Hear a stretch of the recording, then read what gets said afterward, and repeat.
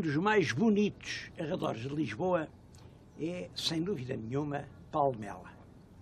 Fica perto, são 40 quilómetros e é, como sabem, uma vila histórica, uma vila que as pessoas só conhecem pelo seu castelo.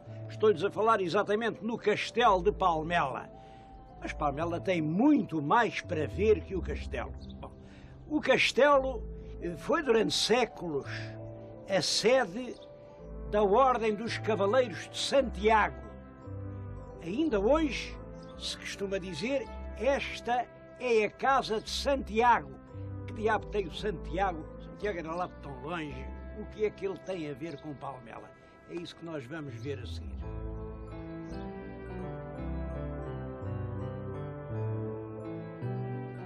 Bom, pois aqui está ele, o Santiago, vai de espada em punho a perseguir os mouros. Olha, este mouro já morreu, aquele também. Bom, eu acho que os meus telespectadores já viram esta escultura noutro sítio.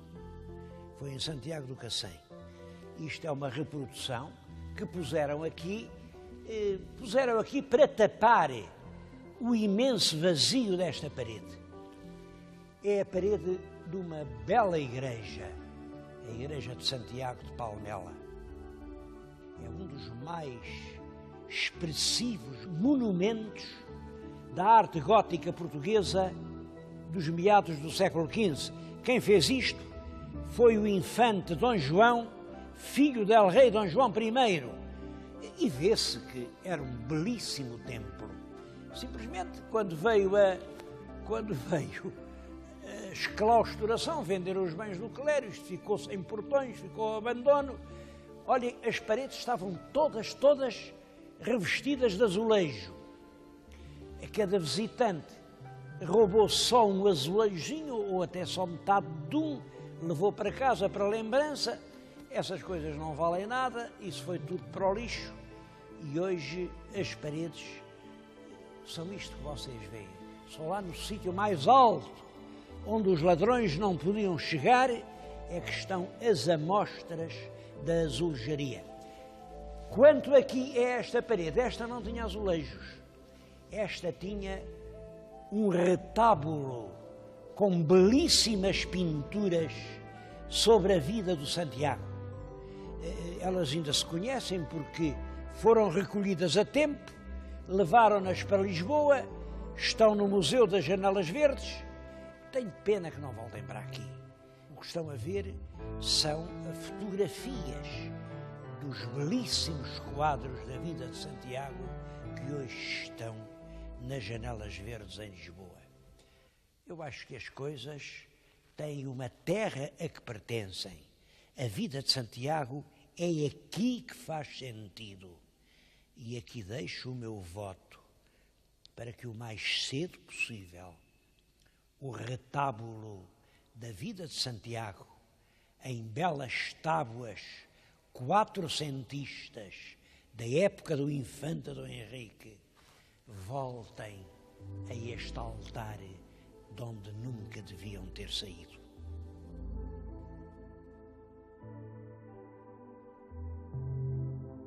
A Ordem de Santiago foi criada no quadro da guerra contra os mouros. Era uma milícia de cavaleiros cujo dever era entrar na guerra contra os mouros. Era uma ordem espanhola e durante muito tempo, mesmo em Portugal, chamávamos-lhe a Ordem de Uclés, porque a sede da ordem era em Uclés. Bom, há até uma história que eu gostava de lhes contar porque acho que tem a sua graça. É uma pequena poesia de mal dizer, ali dos fins do século XIII, começo do século XIV. Conto-lhes isto para verem que há coisas de que a gente agora se queixa e que já são muito antigas, muito antigas. A história é esta.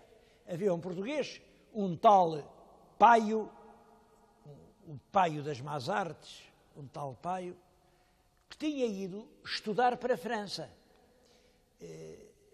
Mas ele não estudou lá praticamente nada. Ele não chegou a estudar lá um mês. Imaginem um mês quando as partes eram os anos. Havia 4 partes, primeiro ano, segundo ano, terceiro ano, quarto ano, portanto eram as 4 partes. Ele das 4 partes não estudou nem um mês. Bastou isso para chegar aqui a Portugal assim com uns ares de senhor importante, formado no estrangeiro. A maneira de dizer isso era com seu cerame de Chartres. Cerame era uma capa, um trajo à francesa, e isso bastou para que lhe dessem logo um lugarão. Imaginem, fizeram nem mais nem menos comendador do Clés. Bom, a poesia é esta. Veio o paio das más artes, com seu cerame de Chartres, mas ele não estudou nas partes, nem que chegasse a um mês. Pois de lunes a martes foi comendador do Clés. Todos sabem, de lunes a martes, palavras espanholas, quer dizer, de segunda para terça, de um dia para o outro. Eu acho que esta superstição de dar um grande valor aos graus que se trazem lá de fora, embora ele não tivesse estudado nem que chegasse a um mês, isso chegou até hoje. A verdade é que a guerra passou, a ordem continuou e a certa altura, é claro, os comendadores do Clés já não eram comendadores do Clés, eram comendadores de Palmela, porque Palmela foi a sede da ordem portuguesa, mas já não premiava nenhum serviços militares. Era assim uma sinecura, uma prebenda, uma conesia que El-Rei dava às pessoas que, em seu entender, mereciam ser recompensadas. Hoje, todos sabem, hoje, a Ordem de Santiago é um destes colares que o Presidente da República dá às pessoas que condecora no 10 de junho, uma coisa bonita, enfim, que se pendura e que é puramente honorífica.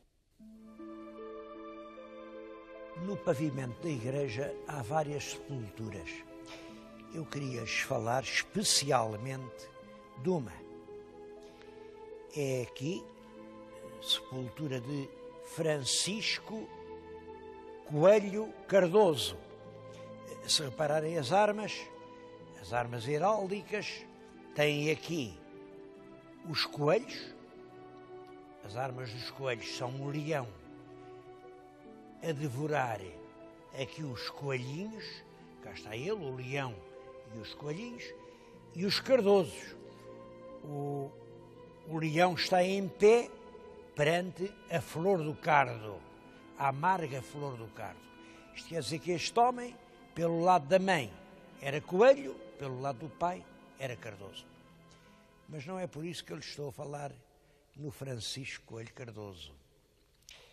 É que ele ali diz que é a sepultura dele e de Beatriz Gomes, sua mulher, e de todos os seus descendentes, que dentre ambos nascerem. Eu conheço muita pedra sepulcral que diz de todos os seus descendentes, pois naturalmente o descendente são os descendentes de nós. Mas ele teve o cuidado de escrever que dentre ambos nascerem, são os descendentes que nascerem deles dois. Porquê é que o homem fez isso? É uma história bonita, acho que é uma história bonita. Este homem, que teve um papel importante aqui na Ordem, diz aqui tudo o que ele fez muita coisa. Diz aqui que serviu o rei Dom João III e Dom Sebastião e Dom Henrique e foi o secretário de todos os capítulos. Tudo isto aqui está escrito. Bom, ele era casado em Setúbal com uma fidalga, uma senhora Melo, e depois enviuvou. E tinham lá em casa uma criada preta. Era costume, no século XVI, toda a gente tinha em casa uma criada preta. Bom, e o Francisco Coelho Cardoso, viúvo, a criada preta, se calhar era uma criada bonita, aquilo acabou em casamento. Ele casou com a criada preta, que era a Beatriz Gomes, e mandou fazer esta sepultura, e é por isso que põe ali que dentre ambos nasceram, porque o casamento fez escândalo. Então um fidalgo, um homem tão importante, vai casar com uma mulher preta. Casou e mandou fazer esta lousa sepulcral para todos os que dentre ambos nascerem filhos do pai branco e da mulher preta.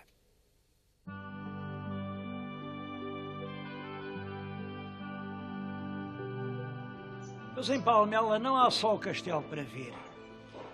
Estes arrabaldes de colinas verdes, esta vila castiça, genuína, parece conservada no tempo, tudo isto merece uma visita.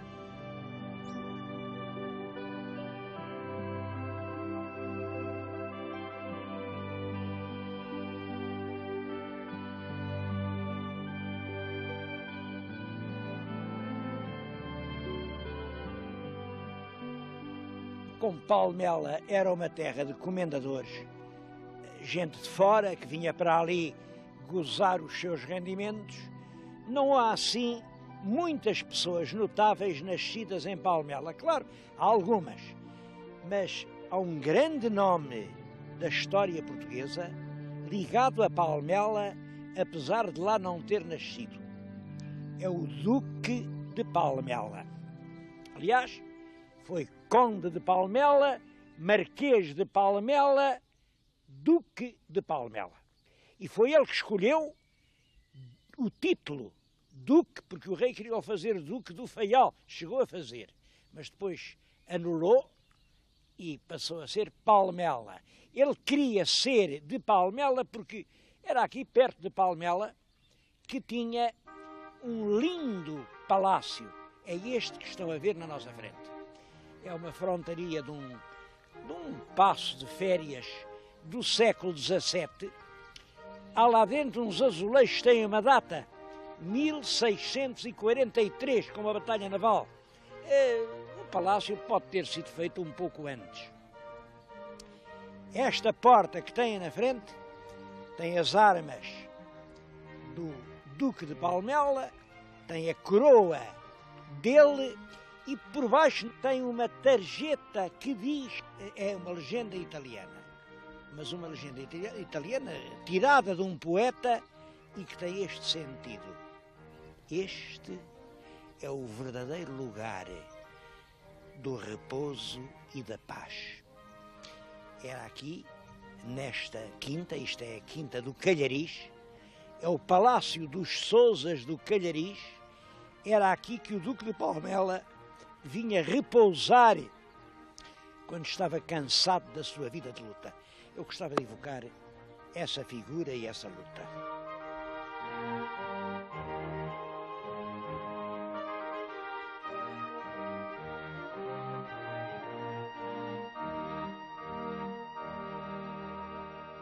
Os senhores telespectadores ainda se lembram quando nós fomos a Évora e eu lhes contei aquela história do bichinho de conta?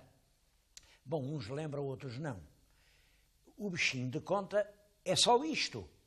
O poderoso Marquês de Pombal, quando está no cúmulo do prestígio, resolveu casar o filho com uma senhora, Dona Leonor de Sousa Coutinho, que era uma rica herdeira. Só que essa menina já tinha namorado. O namorado era um belíssimo rapaz, Dom Alexandre de Sousa Holstein.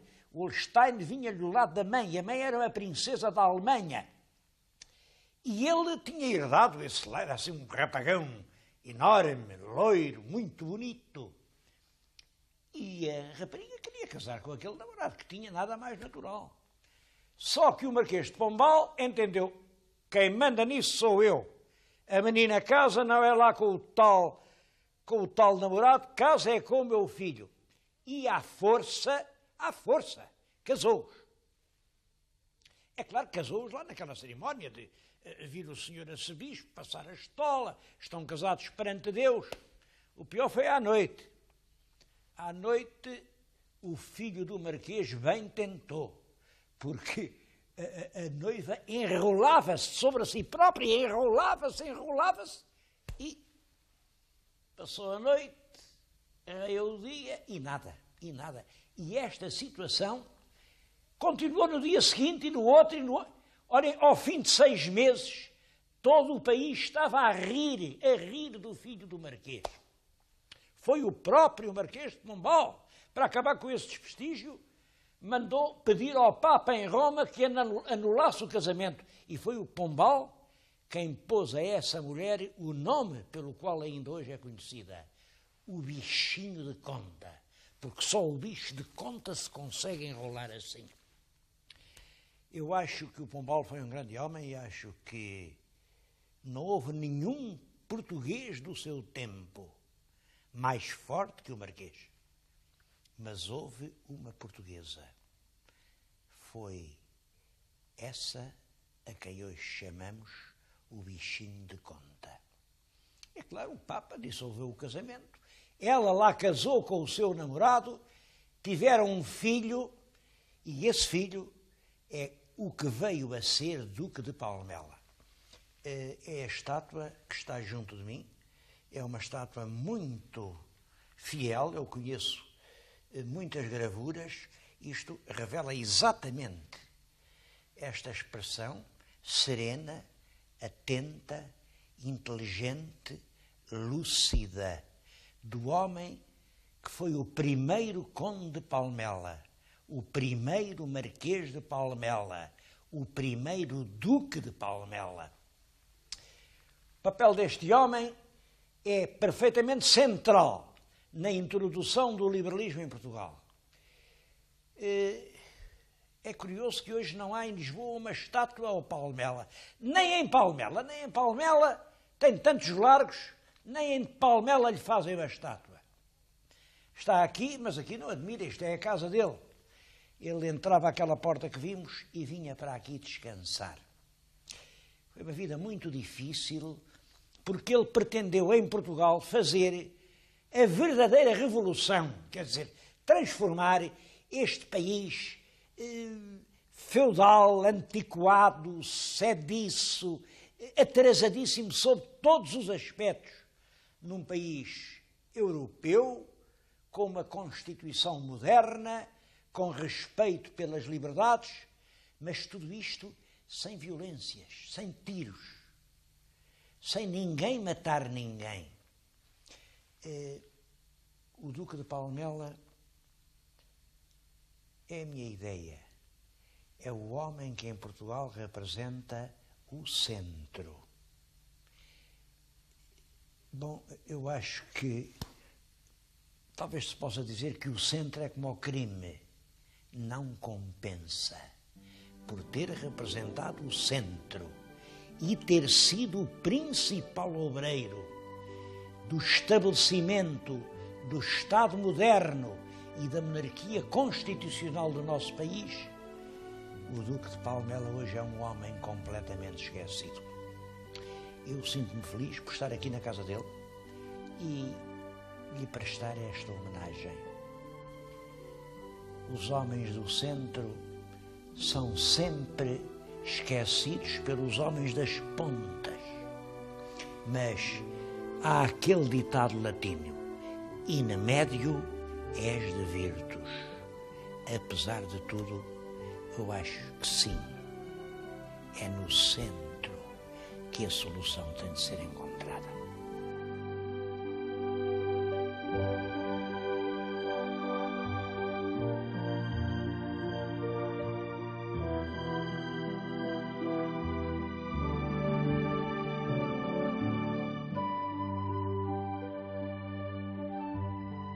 Como viram, é um verdadeiro museu que se encontra dentro destas paredes.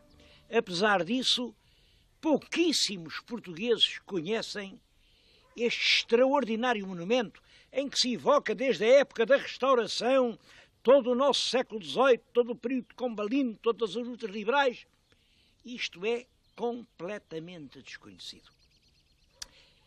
Isto não está classificado como monumento nacional. E é evidente que isto é um monumento nacional. Isto não está classificado como monumento municipal.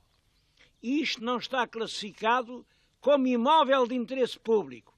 Isto, à face da lei, é um puro pardieiro. Qualquer milionário americano pode chegar aqui, comprar, numerar as pedras 1, 2, 3, 4, 5, desmontar e pôr na América, porque isso é perfeitamente permitido à face das leis portuguesas. Que raio de leis que a gente tem. Por isso é como disse uma vez lá em cima, parece-me que a única lei que está a proteger o património é a lei da gravidade, que não deixa levar as coisas que são muito pesadas. Eu não sei qual vai ser o futuro deste Palácio do Calhariz. É realmente um paraíso às portas de Lisboa. Esta propriedade que a cerca ainda tem 1000 hectares. Aqui ainda se ouvem cantar os rocinóis. Não sei o que vai acontecer. Há muitas hipóteses. Pode-se fazer aí uma urbanização com prédios de 20 ou 30 andares. Podem ser aí bairros sociais. Pode-se fazer tudo. Bom, o meu voto, se eu tivesse voto, eu votava, apesar de tudo, como o primeiro Duque de Palmela. Este é o verdadeiro lugar do paraíso e da paz. Quando no mundo não houver mais lugares para a paz, a gente deixa de ter vontade de viver no mundo.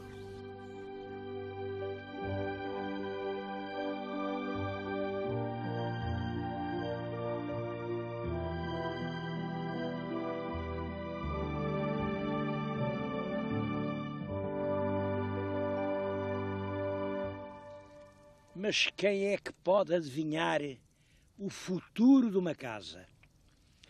Esta, a que acabamos de ver, que é hoje, como veem, vê-se pela antena, um posto retransmissor de televisão, era a residência de férias, o passatempo predileto de um homem que hoje está muito esquecido, eu acho que muito mais esquecido do que devia, que era o capitão Henrique Galvão, o primeiro presidente da emissora nacional. Eu queria dizer que tenho para com a memória de Henrique Galvão uma dívida. E aproveito este momento para a saldar, peço aos meus telespectadores que não me levem a mal, que eu às vezes envolva assim os horizontes das nossas memórias coletivas com os da minha própria memória. É porque isto, de certo modo, já faz parte da história. O episódio que lhes vou contar passou-se há 62 anos. A emissora nacional tinha começado a funcionar no dia 1 de agosto de 1935. Imaginem, nessa altura eu era um miúdo, andava de calções. Ouvi os programas davam assim umas coisas literárias e eu não gostava. E tiro um dos meus cuidados, escrevo uma carta ao capitão Henrique Galvão e digo, isso o senhor devia fazer era, e mandava-lhe uns textos de uns contos rurais, os contos da província, isso é que é bom, isso é que o senhor devia dar. Pois bem, o presidente da emissora respondeu a essa carta de um desconhecido. E dizia, olha, eu li os contos que o senhor mandou, gostei, a emissora vai realmente dá-los, mas eu queria primeiro falar consigo. E marcou-me hora. Eu apareço, era no Quelhas, é claro, era um miúdo de 15 anos, ainda usava calções, e o capitão Galvão ficou assombrado. O quê? Mas não me diga, não foi o senhor que escreveu aquilo? Em suma, o capitão Galvão diz-me isto, muito bem, quanto aos contos. O diabo é que você ainda é muito novinho, ainda está a mudar de voz, percebe-se que não é um homem adulto. Eu não me importo de emitir os seus contos desde que sejam lidos por outra pessoa. Nós temos aí uns atores. Olha, está aí o Patrício Alves, você conhece? Eu sabia lá que era o Patrício Alves. Bom, era um velho ator. Dou os seus contos, mas vão ser lidos pelo Patrício Alves. Foi assim que no ano, foi ali por setembro ou outubro de 1935, que foi a minha estreia literária. Nessa altura dizia-se muito, como agora continua a dizer, lugar aos novos, é preciso fazer caminho aos novos. A minha dívida à memória do capitão Henrique da Mata Galvão é que ele não se limitava a dizer lugar aos novos. Era o primeiro a abrir de par em par as portas da sua emissora à gente nova que lhe aparecia. Eu acho que foi essa largueza de espírito do capitão Galvão que devo este grande ou pequeno futuro que tive na carreira literária.